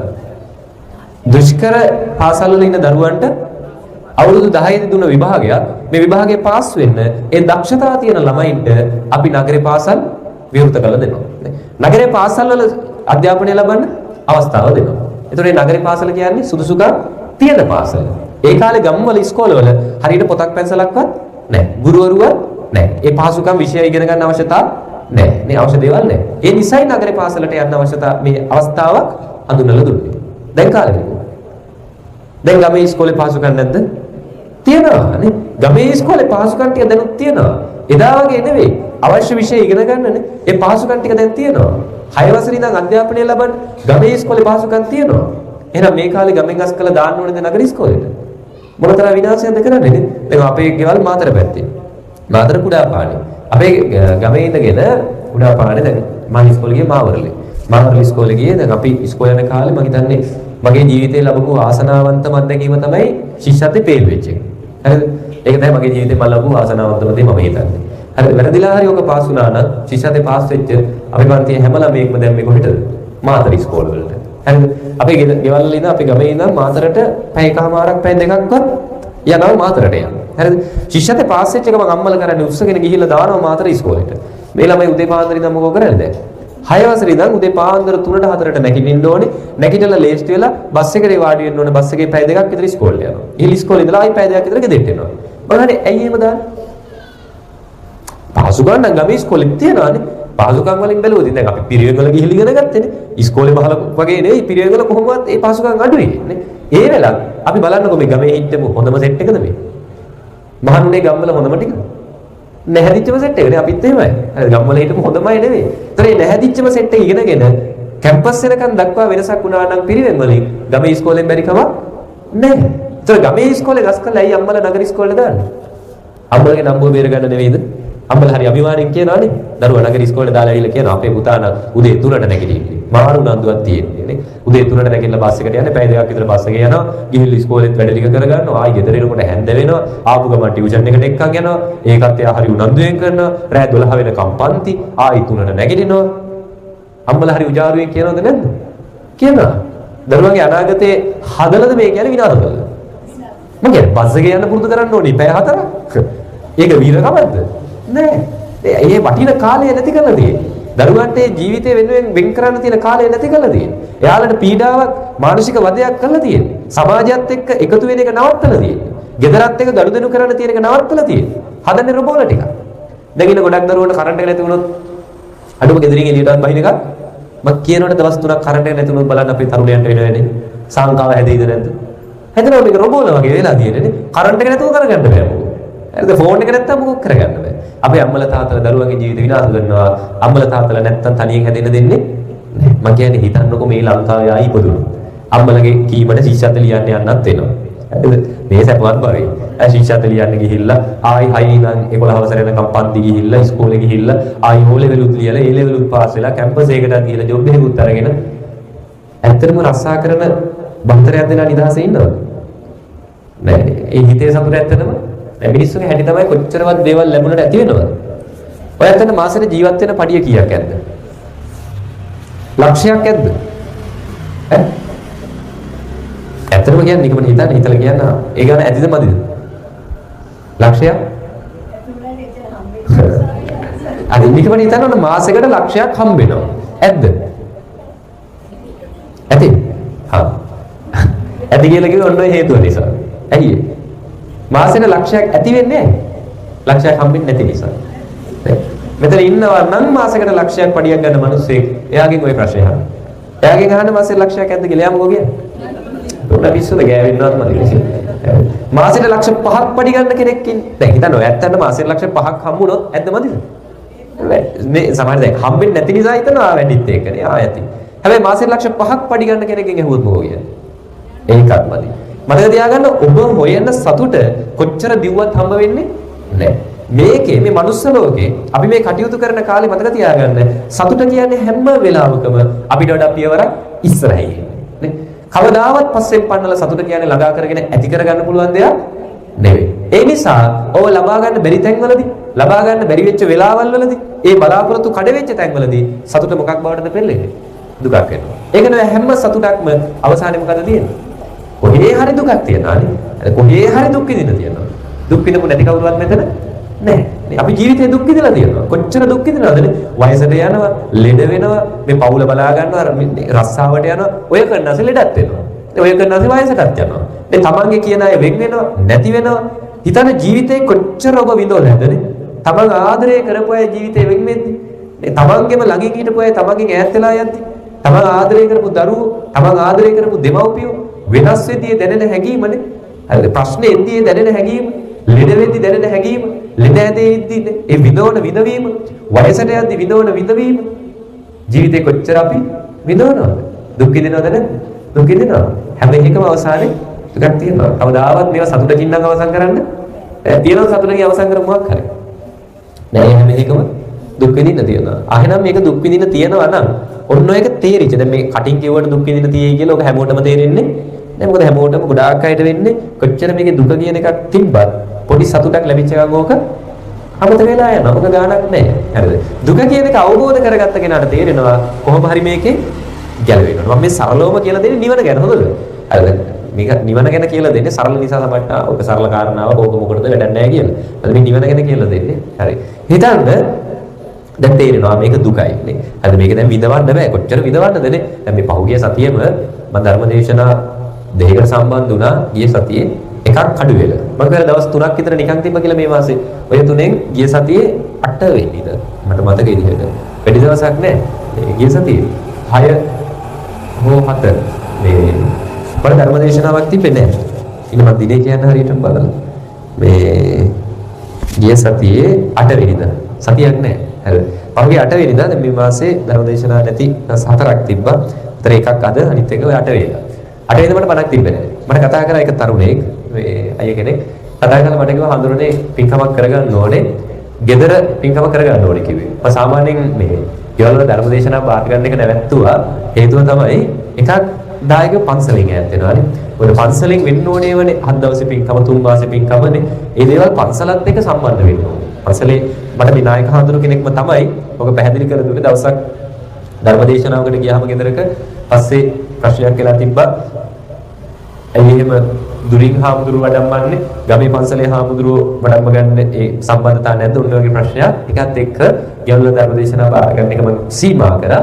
ඉතින් කොහොම හරි මම ඇත්තටනේ කියන්නේ හැම එකටම අර දුරින් හාමුදුරුව වඩම්මන්න ඕනේ කියලා එකක් නෑ. අපිට දෙන ගෞරවය. මම කියන්නේ මොන හාමුදුරුව කෙනෙක්ටත් තියෙන්න ඕනේ වෙනස් ගෞරවයක්ද එකම ගෞරවයක්ද? එකම ගෞරවයක්. ඒක වෙනස් වෙන්න බෑ. හරිද? ඒක වෙනසක් වෙන්න බෑ. අද මම බණ්ඩාවන් පස්සේ මට වැදලා නායක හඬ වඳින්න නැතුව ඉන්නවා නම් ඒ තියෙන්නේ මහා සංඝරත්නයේ තියෙන ශ්‍රද්ධාව නෙමෙයි. මම ඉන්න වෙලාවක සමහර නායක හඳුරු පිළි අරගෙන සමහර මාව ගණන් ගන්න ආපේ පොඩි හඳුරු කෙනෙක් වැඩන්නේ. එහෙම හිතනවා නම් ඒ තියෙන මහා සංඝරත්නයේ තියෙන ගෞරවයක් නෙමෙයි. ඒ නිසා මහා සංඝරත්නයේ පොදුවේ ගෞරවය තියෙන්න ඕනේ. හරි. ඉතින් කොහොම හරි එදා ධර්මදේශනාව මම කතා කරා මේ කඩු වෙලද. එයාගේ කතා කරලා හාමුදුරුවනේ මේ මගේ ළමයා නැති වුණා. දැන් නැති වෙලා දවස් දෙකක් වගේ වෙන්නේ. 7 දවසේ බණට වඩින්න පුළුවන් ඇහුවා. හරිද? නැති වුණා කිව්වේ දරුවා ඉපදිච්ච ගමන්. හරිද? දරුවා ඉපදිච්ච ගමන් දරුවා නැති වුණා කිව්වා හාමුදුරුවනේ මේ 7 දවසේ බණට වඩින්න පුළුවන් ඇහුවා. ඉතින් මගේ වෙලාවේ ඒ දිනටින් මම නිකන් වෙන් කරලා තිබ්බ මට පොඩි මේකයක් තියෙන්න බෑ. ඒ නිසා ඒත් ඉතින් මම බල බාර ගත්තා. බාර අරගෙන මම කිව්වා 6ක් වත් මුකුත් එපා. 6ක් වත් මුකුත් අපි කතා කරගත්තේ නෑ. ඒපා මේ අපි ධර්මදේශනාව කරමු කියලා. මොකද ඒ වගේ වෙලාවක මේ හිතක් හදන්න තියෙන හරි වටිනවනේ නේ. බල පදයක් හරි කියලා. ඉතින් කොහොම හරි ඒක බාර ගත්තා. එහම කියලා පින්කම කරා. එදා ඒ පින්කම. ඊට පස්සේ එදා පහු වෙනිදා 9 වෙනිදා තව ධර්මදේශනාවක් බාරගෙන තිබ්බා. ඒ ධර්මදේශනාව තිබුණේ මේ ඒත් දරුවෙක් නැතිලා. හරිද? එයාලගේ දරුවා අවුරුදු 2කමාරයි. හරිද? මාස 3 පින්කම ඒත් අවුරුදු 2කමාරේ දරුවෙක් නැතිලා. හිතන්න තමන්ගේ දරුවෙක් නැති වෙද්දි මොනතරම් වේදනාවක් දුකක් දැනෙනවද නේ? හරි මේ ළඟම ඉන්න අය නැති වෙද්දි කොයිතරම් වේදනාවක් දුකක් දැනෙනවද? ඔය කිසිම වේදනාවක් ඔබ ජීවිතේ මෙච්චර කාලයකට විඳපු කිසිම වේදනාවක් සංසාරේ විඳපු පළවෙනි දුකද? නෑ. අවසාන දුකද? නෑ. එහෙනම් ඕවා තව ඉස්සරහට තියෙනවානේ. තව ඉස්සරහට තමන්ගේ අම්මා තමන්ට නැති වෙනවා. තව ඉස්සරහට තමන්ගේ තාත්තා තමන්ට නැති වෙනවා. තව ඉස්සරහට තමන්ගේ දරුවෝ තමන්ට නැති වෙනවා. තව ඉස්සරහට තමන් ආදරය කරන අය නැති වෙනවා. දුකද නැද්ද? දුක. එහෙනම් මොකද කරන්න ඕනේ? තව සංසාරේ අල්ලගෙන ඉන්නවද? නෑ. ඉක්මනට අයින් වෙන්න. නේ? හරි. දැන් ඔය ගහක් වුණත් මේ කියන විදිහට විනාශ කරන්න එපා. ගහක් වුණත් අපිට විනාශ කරනවා නම් අතු කපන එකද හොඳ මුල කපන එක? මුල කපන එකනේ. පහර දෙන්න ඕනේ මුලට. ඔය ඉස්සර ගෙවල් වල එහෙම ගම්වල අම්මලා එහෙම කරනවානේ අල්ලපු වැටේ ගහක් එහෙම මේ පැත්තට ඇවිල්ලා තියෙනවා ගිහිලි යටින් ඇණයක් ගහලා. එහෙම කරනවානේ. ඔව්. ඒකේ මුලට පහර දෙන්න ඕනේ. දැන් දුක නැති කරන්න අපි මේකේ කොහෙටද පහර දෙන්න ඕනේ? මුල නැති කරන්න. මොකක්ද මුල? දැනට ඇහැට පේන්න තියෙන දන්න කියන දන්නම තැන මොකද මුල? මේක. ඇයි අපි ලෙඩ වුනේ? ඇයි අපි වයසට ගියේ? ඇයි අපි ශිෂ්‍යත්ව ලිව්වේ? ඇයි අම්මලගේ කීවට ටියුෂන් ගියේ? නේ? මුල කොහෙද? ටික ටික හොයන්නේ. හරියටම හරි. මම හිතුවේ මෙච්චර ඉක්මනට මතක් වෙයි කියලා. නැත්තම් සාමාන්‍යයෙන් හිතන්න ඕ ලෙවල් දැන් ඉස්කෝලේ අධ්‍යාපනයම ගත්තත් දුකද නැද්ද? මොන දුකදනේ? බණහන එක දුකද නැද්ද? හා කියපල. බණහන එක දුකද නැද්ද? දැන් උත්තරේ දෙන්න බෑ හාමුදුරුවෝ මොකක් කියයිද දන්නේ නැහැ නේ. ඇත්තටම කියන්න බණහන එක දුකද නැද්ද? නෑ. අල්ලනවා තව පැය දෙකක් විතර එනවා. ඔක බලා ගන්න පුළුවන් දැන් පැය ඉවරයි 8:05යි අපි ඉක්මනට ඉවර කරමු මේක මේක 9:10 වගේ වෙනකන් ගියාම බලා ගන්න පුළුවන් දුකයිද නැද්ද කියලා දුකයිද නැද්ද එහෙමද සාමාන්‍යයෙන් මේ 8:05 වෙලා ගෙදර හිටියම මොකද කරන්නේ මේලාට ගෙදර හිටියම මෙතන මොකද කරන්නේ ටීවී බලන්නේ බඩහන්න නැහැනේ හරි ටෙලිනාට අවුරුදු කීයක් තිස්සේ බලනවා මතකද නැහැනේ එහෙම හරි අවුරුදු ගානක් තිස්සේ ටෙලිනාට බලවනේ පැය දෙකමාර තුන වෙන් කරගෙන අද වෙනකන් කොන්ද එකක්ම හැදිලා තියෙද? ඈ අද වෙනකන් එක දවසක් හරි කොන්ද එකක්ම හැදිලා තියෙද? කවදා හරි ටෙලිනාට්‍යයක් භාගයක් බල්ලි වෙලා හිතනවා අනේ දැන් නම් බෑ මෙතනින් එහා තප්පරයක් අහ බලන්න කොන්ද කා කියනවා කියලා නැගිටලා ගිහිල්ලා. එහෙම ගියාද? නෑ. අවුරුදු ගානක් ටෙලිනාට්‍ය බලව කොන්ද එකක්ම හැදුනේ? නෑ. අවුරුදු ගානක් ටෙලිනාට්‍ය බලව අතපය දෙනවද? නෑ. අවුරුදු ගානක් ටෙලිනාට්‍ය බලව නිදිමත ආවද? නිදිමත එන්නේ නෑ නුම් යන්නේ. ගොඩක් ගෙවල අම්මලට 10 පහ වෙනවා කණ්ඩ උනේ නැහැ. කිසිම ප්‍රශ්නයක් නෑ. බඩක් කන්න ඇවිල්ලා මොකෝ වෙයි? විනාඩි 10 15කට කොන්ද හරිදනවා. මේ සමහර ගෙදර ටීවී බලන්න තනියම ගිහිල්ලා වාඩි වෙනවා. තනියම නැගිටලා එනවනේ නේ. නැගිට ගන්න බැරිලා ගෙදරයි උස්සලා දෙනවා. නෑ. අද බඩෙන් පස්සේ බලන්න. දැනටම සමහරට ඇඟෙන් භාගයට භාගයක් පණ නැති වෙන්නේ. දැන් ඇඟවල කිරි වැටලා යනවා. මේ ඇඟ පණ නැති වෙලා යනවා. හේතුව බඩහනක ලේසියෙන් කරන්න බෑ. මේවා අමාරුයි. මේ කැපකිරීමක් කරන්න ඕනේ. සංසාරයෙන් ගැලවුනේ නැතොත් දිගට බඩහන්නත් වෙනවද නැද්ද? වෙනවා මේක දුකක් නේ ඔය වාඩි වෙලා වුම මේවා තේරුම් අරගෙන මේ පැය ගණන් බණ අහන එකත් දුකක් මේ හැමදේම දුක හරිද එහෙනම් මේ හැම එකම මුල නැති කරන්නේ මොකද මුල මෙච්චර දුක් විඳින්නේ ඉපදිච්ච නිසා තේරුණාද හරි එහෙනම් ඉපදීම නැති කරන්නේ ඉපදුනේ ඇයි ඉපදෙන්න උවමනාව අපිට තිබ්බ නිසා ඉපදින්න අපිට උවමනාවක් නැත්තම් උපදිනවද නෑ දැන් නිකමට හිතන්න ඔන්න මොන හරි කෑමක් ගැන අපි කතා කරමු මොනවද කොත්තුවක් වගේ හොඳයි. කොත්තුවක් ගැන කතා කරමු. ඔන්න අද දැන් මම කොත්තුවක් ගැන ඇත්තට කියනවා. නියමයි. කොත්තු කියන්නේ නියම කෑමක්. මැරෙන්න කලින් කන්න ඕනේ. දැන් නම් අද රැයට කොත්තු කන්න ගෙදර ගිහිල්ලා අතාරින්න එපා. කොත්තුවක් කන්න නැතුව ජීවත් වෙන ජීවිතයක් වැඩක් නැහැ කියලා. කොත්තු කියන්නේ නියම කෑමක් කියලා මම හොඳට අගය කරනවා. දැන් බනහනෝ ඇත්ත හිතනවා හරි කොත්තු කියන්නේ හොඳ කෑමක්. බඩෙන් පස්සේ ගිහිල්ලා කනවා. හරිද? යනකොට මැරුණොත් මොකෝ වෙයි? වෙනවට නෙවෙයි මූසලයි කියලා පැත්තකට දාන්න බෑ හොඳද? මොකද මරණය කියන්නේ මැරෙන්නේ නැති කවුරුත් ඉන්නවද? ඉන්නවද නෑ නෑ අයියාට මූසලයි මැරෙනවනේ අපි හැමෝම. හරි. හිතන්න කොත්තුවක් කන්න ඕනේ කියන අරමුණ දැන් ඔළුවේ තියෙනවා. ඔළුවේ ওই අරමුණ තියෙදි දැන් මැරෙනවා. මොකක්ද දැන් ඔළුවේ තියෙන්නේ? කොත්තුවක් කන්න ඕනේ. කන්න නම් මොකෝ කරන්නේ? මනුස්ස ලෝකෙට එන්න වෙනවා. ආයි උපදින්න වෙනවා නේ. හරිද? දැන් මම ඉපදුනේ ඇයි? උපදින්න හේතුවක් තියලා මැරිච්ච නිසා. පැහැදිලිද? හරිද? අපි උපදින්න හේතු තියලා මැරෙන නිසා. එහෙම නැත්නම් උපදීද? උපදින්නේ නැහැ. දැන් මේ මිත අද බණහන් දෙනකොට සෙරප්පු දාන් ආවනේ. කොහෙන්ද ගැලෙන්නේ? එළියෙන් ගැලෙව්වා. දැන් අපි ඔළුවේ තියෙන අරමුණ මොකද්ද? එළියට යද්දිත් මම ගලවපු සෙරප්පු දෙක ගලවපු තැනම තියෙන්න ඕනේ. ඒ අරමුණ ඔළුවේ තියනවානේ. හා. හිතන්න එළියට යද්දි සෙරප්පු දෙක නැහැ. මොකෝ කරන්නේ? අපිට බෙදෙන හැන්දෙන් අපි බෙදනවානේ.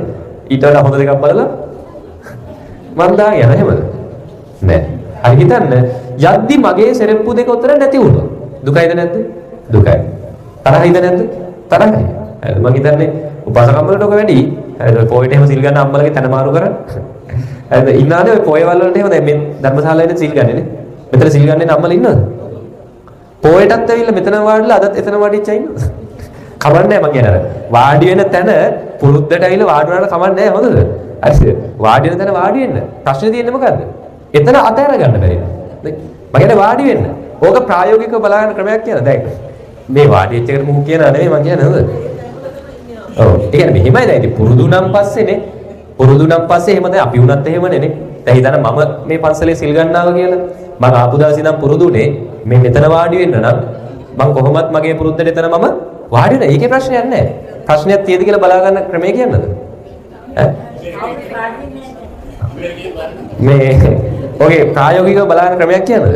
ඊළඟ පොයට යම්මට කලින් ඔයත් ඔය. ඇවිල්ලා බෑග් එක එතනින් තියන්න. අන්න එතෙන්දී යම්ම කලබල වෙනවා නම් මේ එතෙන්දී ඔයත් ඇතුළේදී බෑග් එක එළිය වගේ තිබ්බොත් තියෙන තැන වෙනස් කරලා එතනින් යම්මගේ බෑග් එක තියාගෙන යන්න. ඒකට දොස් කියනවා නම් මොකෝ වෙලා තියෙන්නේ? අන්න එතන ප්‍රශ්නයක් තියෙනවා නේ. අන්න එතන අල්ලගෙන තියෙනවා. එහෙම නැත්තම් ප්‍රශ්නයක් නෑ. මම කියන්නේ ඉන්න තැන සමහර විට තැන මාරුණත් අපේ අයට කේන්ති යනවා නේ. ඒකට දුකක් ඇති වෙනවා. නේ සෙරෙප්පු දෙක නැති වුණා කේන්තියට දුකක් ඇති වෙනවා. ඇයි අපිට දුක ඇති වුනේ? දැන් මෙහෙම හිතන්න. දැන් මම බනට එද්දි මගේ සෙරෙප්පු දෙක එළිය ගලවලා කියලා ආව කියලා හිතන්න. යනකොට මගේ සෙරෙප්පු දෙක නැහැ. ඔයත් අතන දුකයිද? ඒක මාරයි නේද? දැන් හිතන්න මගේ සෙරෙප්පු දෙක මම එළිය ගලවලා එනවා. යද්දි මගේ සෙරෙප්පු දෙක නැහැ. දුකයිද ඔයත් අතන? එහෙම වුණත් වෙන්නේ නැහැ. හිතන්න ඔයත් අතන එතෙන්දි දුක නැති වෙන්න හේතුව මොකද්ද? ඔව් තමන්ගේ නොවන නිසා. හරි. දැන් ඔයත්ගේ සෙරෙප්පු දෙක නැති වුණොත් දුකයිනේ. ඒ නැති වෙන්නොත් දුක ඇති වෙන්නේ නැහැ. මතක තියාගන්න ඕනෙම දෙයක පැති දෙකක් තියෙනවා. ඇතිවීම නැතිවීම. අපි සූදානම් වෙන්නේ මොකේද? ඇතිවීමට. සූදානම් නැත්තේ මොකේද? නැතිවීමට. උදාහරණ දේශනා කරේ අන්තගාමී වෙන්න එපා. මේ අන්ත දෙකට වැටෙන්න එපා. හරිද? ඇතිවීම දැඩිව අල්ල ගන්නත් එපා. නැතිවීම පස්සේ දැඩිව යන්නත් එපා. මධ්‍යස්ථව හිටියොත් තමයි සැනසීමක් තියෙන්නේ. හිතන්න සෙරෙප්පු දෙක එළියට යද්දි තියෙන්න ඕනෙම කියලා හිතන් යන නිසයි දුකක් ඇති වෙන්නේ. දැන් කවුරු හරි හිතන්න මම බනට එද්දි සෙරෙප්පු දෙක මම ඉස්සරහා ගලවනවා. ගලවලා උතරින් තියලා මම ඇතුළට ඇවිල්ලා වාඩි වෙද්දි කවුරු හරි ඔක දකින්නවා. දකින්න කෙනා හිතා ගන්නවා හාමුදුරුවෝ එළියට යද්දිත් මේ සෙරෙප්පු දෙක මම පරිස්සම් කරලා දෙනවා. එහෙම කියලා හිතලා එයාත් ඇවිල්ලා බන අහද්දි එළියට යද්දි සෙරෙප්පු දෙක නැති වුණොත් එයාටත් දුක ඇති වෙනවා. ඇයි ඒ? එයාත් එතෙන්දි බැඳීමක් ඒකට ඇති කරගත්තානේ. ඒක තියෙන්න ඕනේ කියන සංකල්පයට ආවා. හැබැයි මතක තියාගන්න ඕනෙම දෙයක දෙපැත්තක් තියෙනවා. සෙරෙප්පු දෙක එළියට යද්දි තියෙන්නත් පුළුවන් නැති වෙන්නත් පුළුවන්. ඔය දෙකටම සූදානම් වෙන්න නේ. දෙකටම සූදානම් වෙලා එළියට යද්දි සෙරෙප්පු දෙක තිබ්බ කියලා මහලුකු හැඟීමක් නැහැ. නැති වුණා කියලා මහලුකු හැඟීමක් නැහැ. අපිට ඒකට මෙතන අරන් යන්න දෙයක් නැහැ. කෑමක් උනත් දැන් හිතන පොත්තුවක් කනවා කියලා හිතාගෙන යනවා. කන්න වෙන්නත් පුළුවන් නැති වෙන්නත් පුළුවන්. දෙකටම සූදානම් වී යද්දි මැරුණොත් ආයුව කන්න ඕනේ කියලා මහලුකු හැඟීමක් තිබ්බේ නෑ. උපදින්න ඕනේද? නෑ. උපදින එක නැති කරනවා කියන්නේ අන්තගාමී වෙන්න නැතුව මධ්‍යස්තව ඉන්න. ඕනේ දෙයක් වෙන්න පුළුවන් නේ. මම කියන්නේ හම්බ කරන්න එපා නෙවෙයි. දැන් මේ බණ ටික අහලා එහෙම තමයි. එහෙනම් හෙට ඉඳන් මලමිණියක් වගේ ජීවත් වෙන්න එහෙමද? නෑ. අතාරින්න කියන්නේ දමල ගහලා යන්න කියන එක නෙවෙයි. හම්බ කරන්න. ගෙවල් දොරවල් හදා ගන්න. යාන වාහන ගන්න. සතුටින් ජීවිතය ගත කරන්න. ඔය බැඳීම් ඇති කරගන්න. මේ දරුවෝ හොඳට හදන්න. අම්මා තාත්තට යුතුයකම් ටික කරන්න. හැබැයි මතක තියාගන්න හැම දෙයක්ම ඇතිවීම සහ නැතිවීම කියන දෙකට ගැලපෙනවා.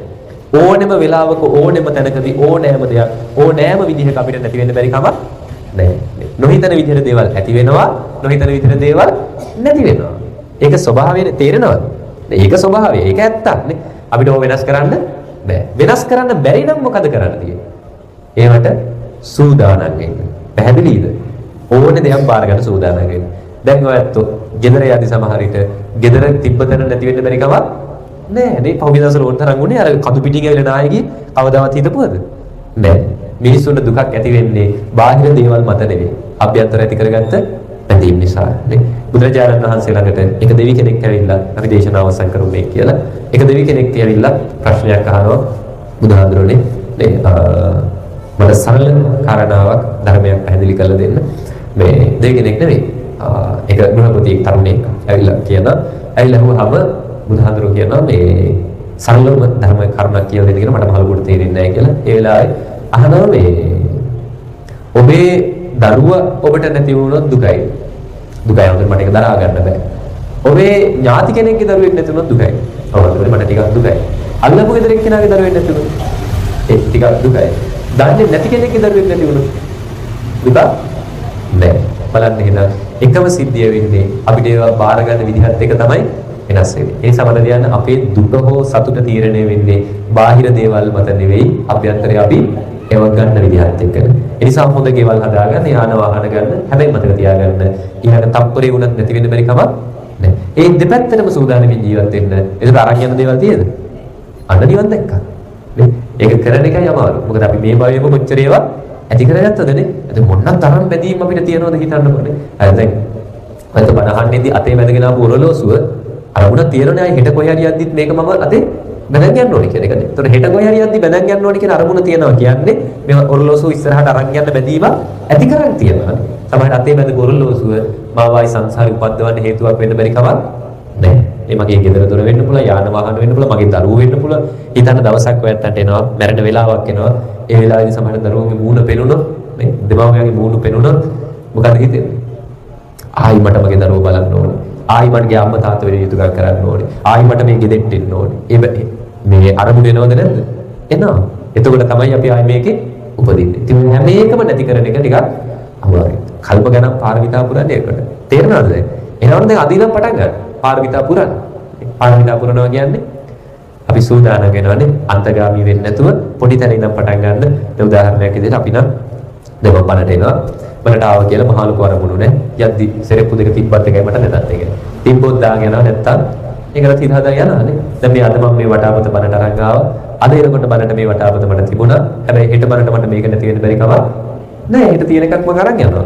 දායකයෝ එහෙම හිතන්නේ නැහැ හැබැයි. ඔය දායක හරිය ලස්සනට වටාපත් එහෙම හදලා පූජා කරනවා. මම ඇත්තටම හරි බයයි ඒ වගේව පිළිගන්න. ඇයි ඒ? බලාගෙන ඉන්නවා ඊළඟ බණටත් හාමුදුරුවෝ මේක අරන් ගිහින්. බලනවානේ. ඔය සිවුරු එහෙම පූජා කරලා සමහර ඒවා පිළිකර පූජා කරලා බලන් ඉන්නවා. හාමුදුරුවෝ ඊළඟ එකටත් මේකම අරන් ගිහින්. නේ? ඒ බැඳීමක් ඇති කරගන්නවා. හැබැයි අපේ ළඟ එහෙම බැඳීමක් අපිට නෑ. හරිද? මම කියන්නේ 100%ක් නැත්තේ නෑ. එහෙනම් අපි රහත් වෙලා ඉන්න බෑ. අපි රහත් වෙලත් නෑ. අපිට බලාපොරොත්තු තියෙනවා. අපි ටික ටික මේව පුරුදු කරනවා. පැහැදිලිද මම කියන එක? ටික ටික නිවනට පුරුදු කරනවා. දැන් තේරෙනවද නිවන් දකින්න කියන්නේ මොකද්ද කියලා? එතකොට ඕක මහලු දෙයන්නේ ටික ටික පුහුණු කරන්න, දන් දෙන්න, මේ ජීවිතේ පුරුදු කරන්න අතාරින්න, දබල ගහලා යන්න නෙවෙයි, හම්බ කරන්න, සතුටින් ඉන්න, මේ නිදහසේ මේ ධර්මයේ ජීවිතයට එකතු කරගන්න. පැහැදිලිද?